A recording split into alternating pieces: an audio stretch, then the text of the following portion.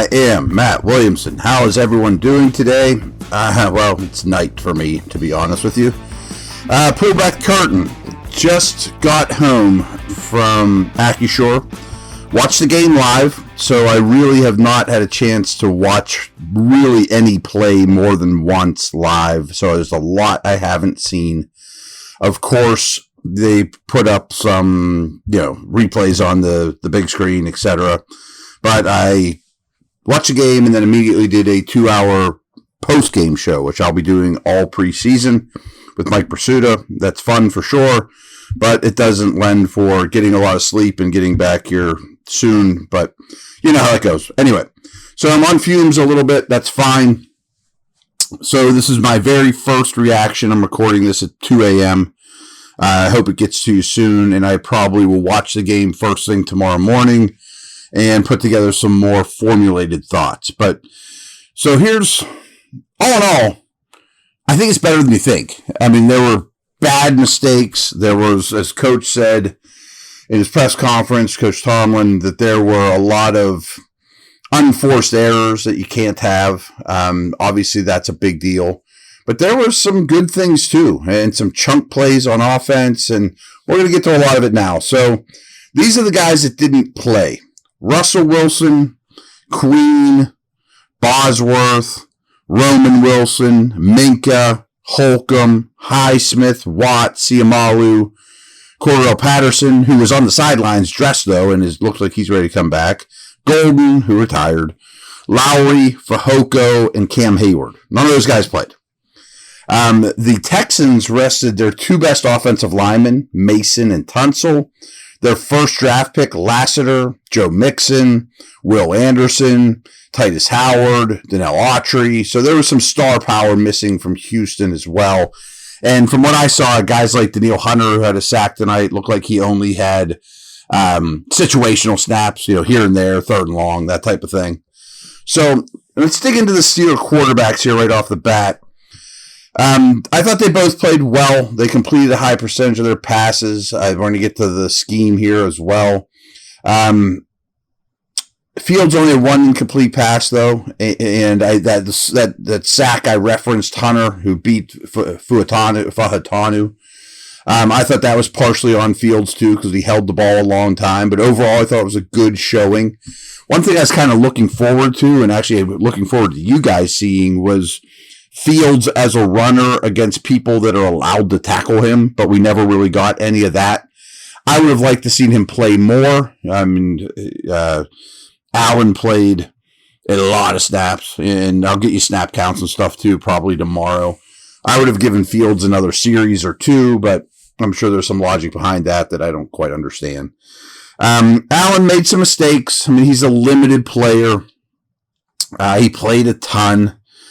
But he's also a professional quarterback. I thought he acclimated himself pretty well. I thought he read the defense pretty well. Can't always get the ball there as well as you'd love. But he's hung in the pocket.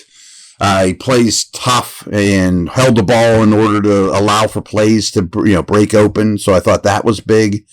What else we got going here? Plumlee, the other quarterback, all he did was return kicks. I mean, he's a really good athlete. We've talked about that before, too. Fahatanu allowed that sack to Hunter.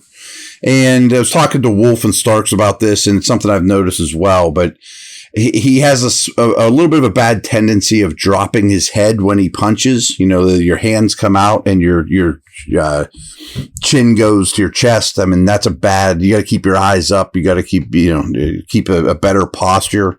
And I also think there is something to be said for him still learning the footwork and especially the handwork of the right side versus the left. I mean, it's going to be a work in progress for him. That's not natural. That's just where he's at on that for sure. But again, he's such a good athlete. I think that there's an awful lot to like about him. So I'm not particularly worried, but there's going to be growing pains like any rookie.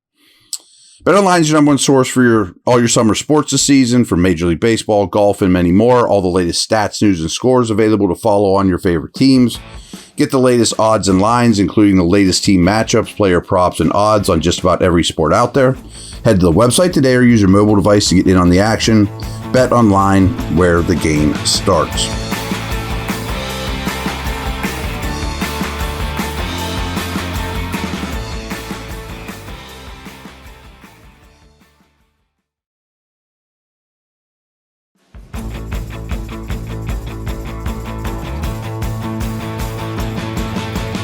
Receivers. Wasn't much. I mean, a lot of this is small sample size. I think that goes without saying in a game like this. But Pickens made some plays immediately. I mean, imagine him doing 60 minutes of what he did in that short stretch. You'd want that guy on your fantasy team. Some after the catch stuff.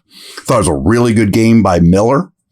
Thought Austin did a nice job as well. They probably should have had a touchdown. I mean, that was a terrible throw, but his size also didn't help, but he was schemed open brilliantly. Van Jefferson, all three of those guys I thought showed really well. And it's pretty clear that the scheme is getting these guys open better than it has in the past with the ability to run after the catch. So good stuff there for sure. We saw a lot of Frazier at center.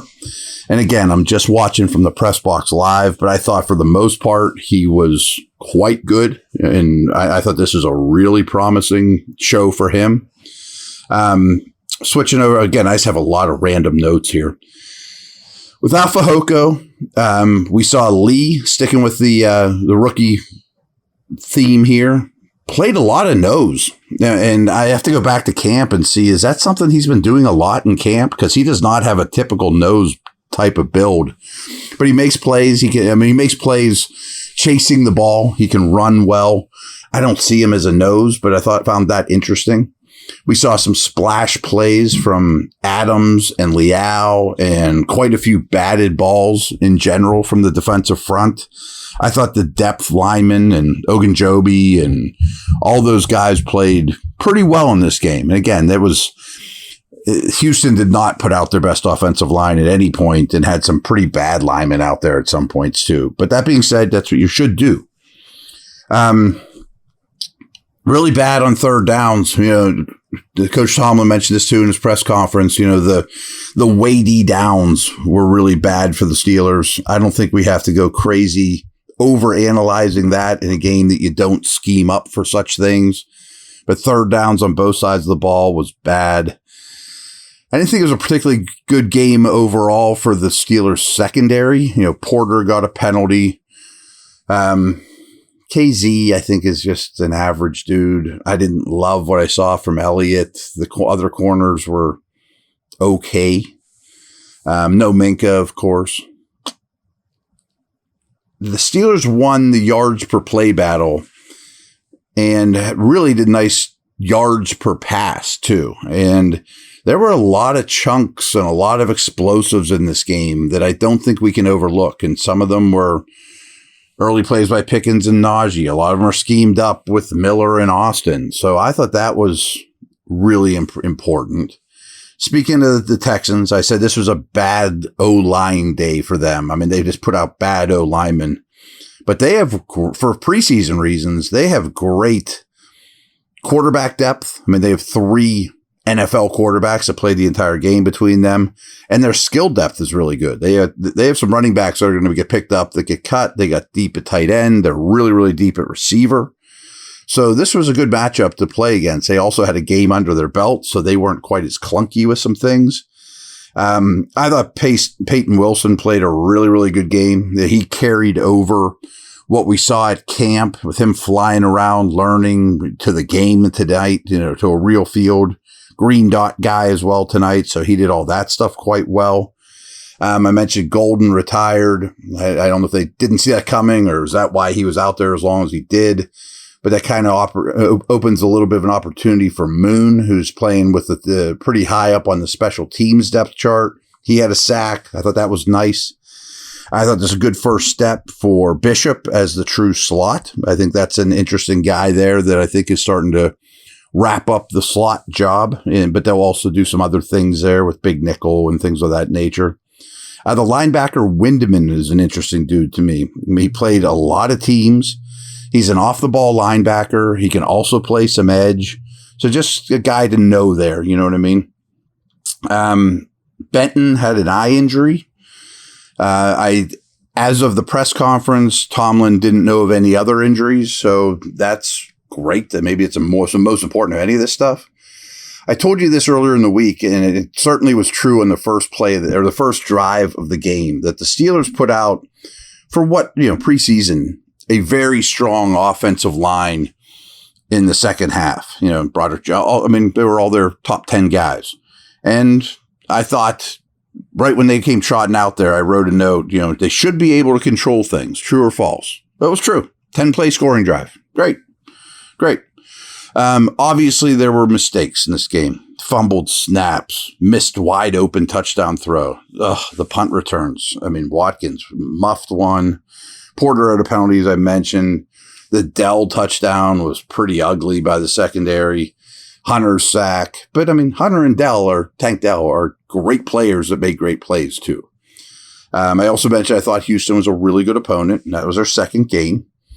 We saw a lot of Jonathan Ward. We saw a lot of P. Ryan. I don't know quite what to make of this running back crop. They did run behind good lines.